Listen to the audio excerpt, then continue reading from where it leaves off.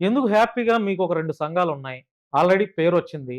ఆ పేరుని చక్కగా మీరు సభలు పెట్టుకుంటూ అట్లా మీ నమ్మినటువంటి దేవుడిని ఇంకా ఎక్కువగా ప్రజల్లోకి తీసుకువెళ్ళి, ఆ దిశగా మీరు అడుగులు వేయకుండా ఎందుకు హిందువుల మీద ఎక్కువ దూషణలు చేస్తున్నారు? అన్న నేను హిందువుల జోలికి ఎప్పుడు వెళ్ళనన్నా. ఆ!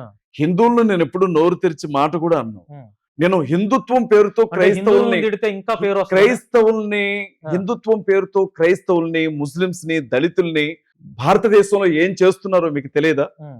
జై శ్రీరామ్ అనకపోతే ఈ దేశంలో ఉండడానికి వీల్లేదంటున్నారు. హ్మ్. భారతదేశ రాజ్యాంగాన్ని రద్దు చేసి మనుధర్మ శాస్త్రాన్ని రాజ్యాంగంగా మారుస్తాం అంటున్నారు. రాజ్యాంగంలో ఉన్నటువంటి మత స్వేచ్ఛ అనే హక్కును పేకల మీద కత్తి పెట్టి మత మార్పిడి నిరోధక బిల్లులు తీసుకుని వచ్చారు. హ్మ్. ప్రపంచంలో 200-300 కోట్ల మంది ప్రజలు ప్రాణం కంటే ఎక్కువగా ఆరాధించే క్రీస్తు గురించి అత్యంత నీచంగా అసభ్యంగా మాట్లాడుతున్నారు. హ్మ్.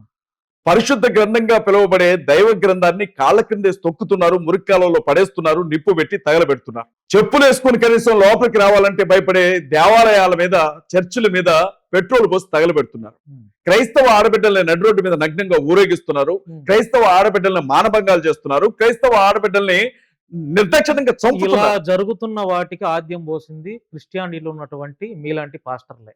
మీరు మీ సేవ చేయకుండా, మీరు నమ్మినటువంటి దేవుణ్ణి మీరు ప్రచారం చేసుకోకుండా, ఆ హిందూ దేవుడు ఎట్లాగా, ఈ హిందూ దేవత ఎట్లాగా, వాళ్ళెట్లా, వీళ్ళెట్లా అనబట్టే ఈరోజు హిందువులు చాలా మంది క్రైస్తవులు మీరు క్రైస్తవ్యం మీద మీ తిరగబడుతున్నారు. వాదన పూర్తిగా అసంబద్ధం, అది అవివేకం. రెండవది అది పూర్తిగా తప్పు కూడా. ఎందుకంటే ఏ చర్చ్ పాస్టర్ కూడా హ్మ్. ప్రార్థనా మందిరం లోపల క్రీస్తు గురించి మాత్రమే మాట్లాడతాడు.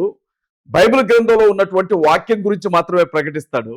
మంచి చెబుతాడు, మంచి గురించి బోధిస్తాడు.